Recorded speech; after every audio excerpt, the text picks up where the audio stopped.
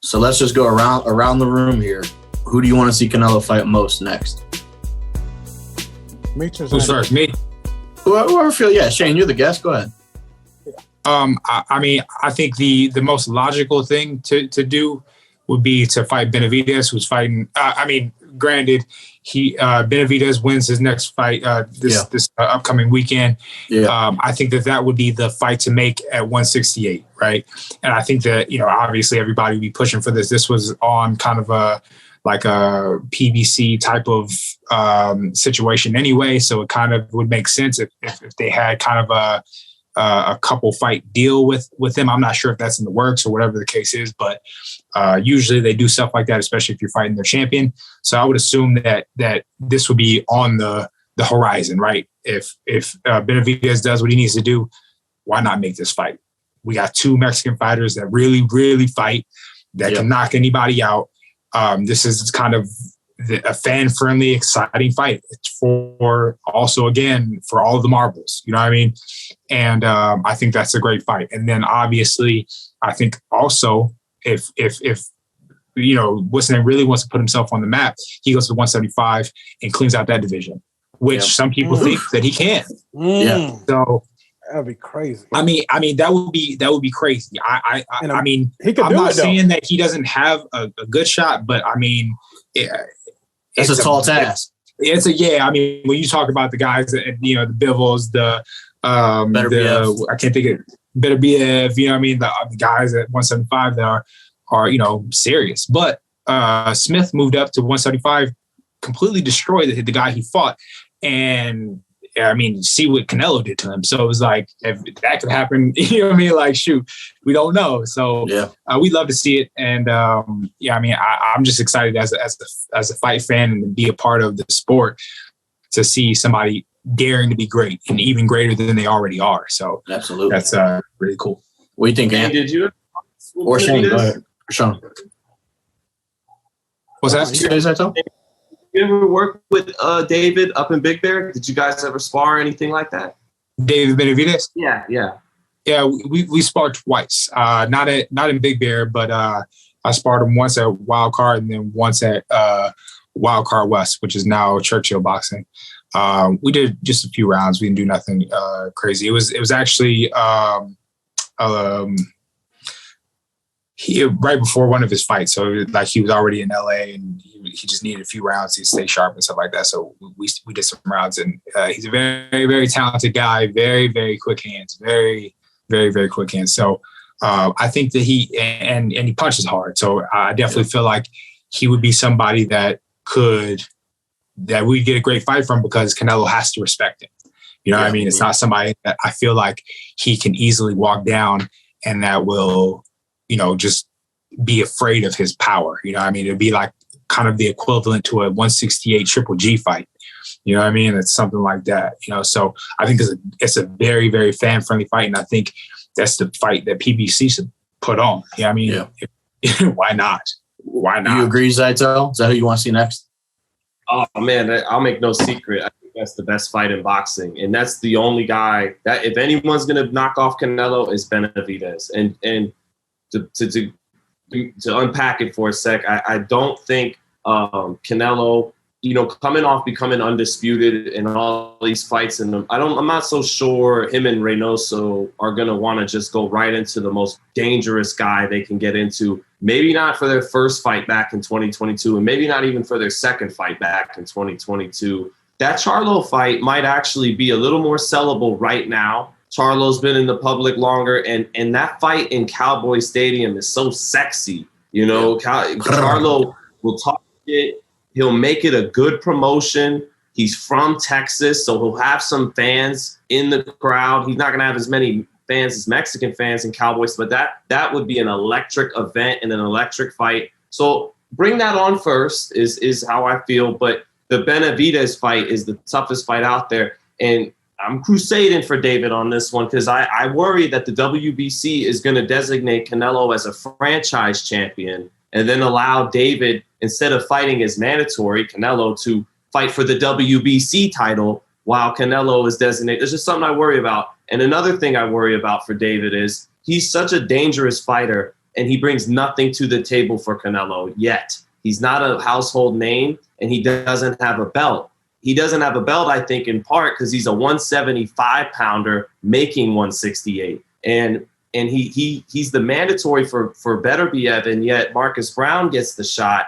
I feel like that should be David in there with Arthur Beterbiev because he'll beat him, in my opinion. And then he cuts Canelo off at 175 because, like Shane just told us, at some point he'll probably want the WBC strap at 175. Yeah, he won the WBO there, but if you're Floyd, if you're De La Hoya, them guys win the green belt when they win it in multiple divisions. So I feel like if David could fight the Beterbiev Brown winner, cuts Canelo off. If you want that fourth belt in the fourth division, you gotta see me for it. And so that's just my thoughts on it. That's how I unpack the situation. And that fucking fight.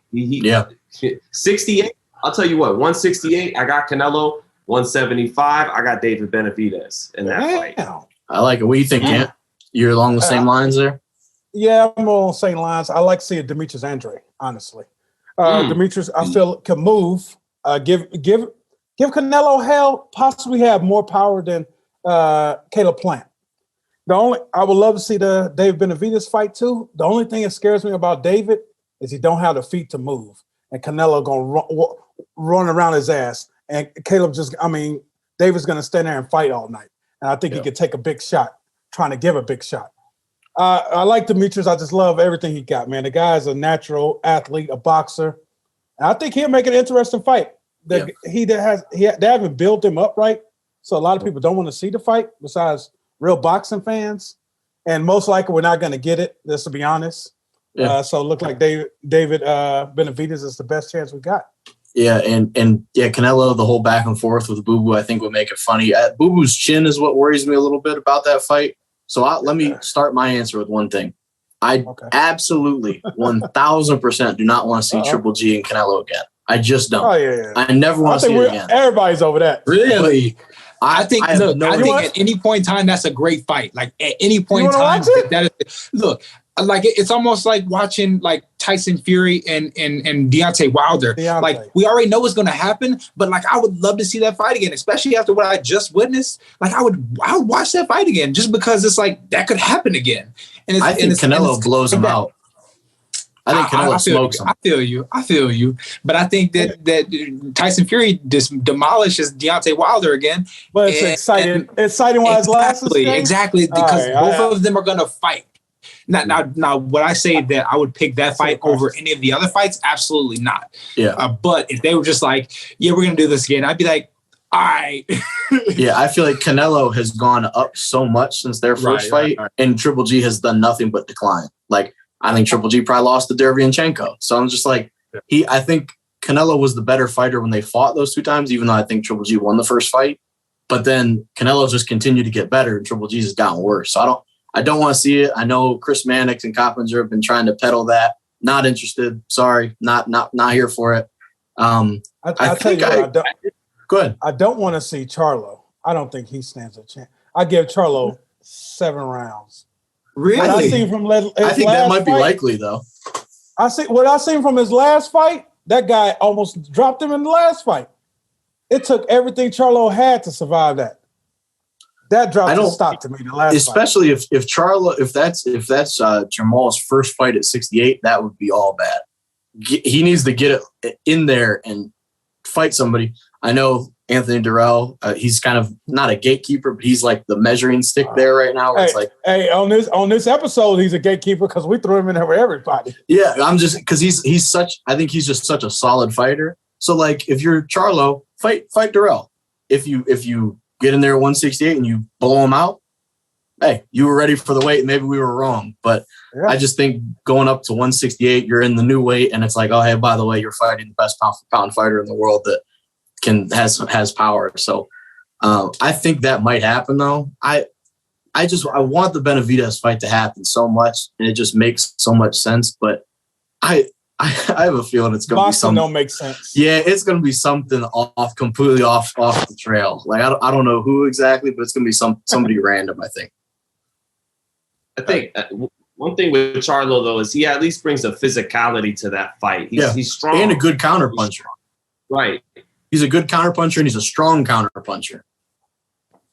Yeah, and his jab is heavy, like Golovkin's was. But and then just with the Triple G thing, like Shane was saying, why you still want to see it. It's like what you said, Carson, is true. Canelo's gone up, and he's clearly gone down. But I remember thinking that with Pacquiao and Marquez, right before their third fight, maybe sometimes it's just no matter how, no matter what, if for some reason, if you put these two guys in there, it's going to be a tough fight. Maybe that's a possible scenario with Canelo and Triple G. I'm not sure, but I just remember Manny and Marquez. It was like Manny moved up, knocked out Cotto, knocked out De La Hoya, and Marquez was still this lightweight. And it's like, okay, this third fight ain't going to be like the first two, but turns out no matter what, when you threw him in there with Manny had I think he would punish Triple G.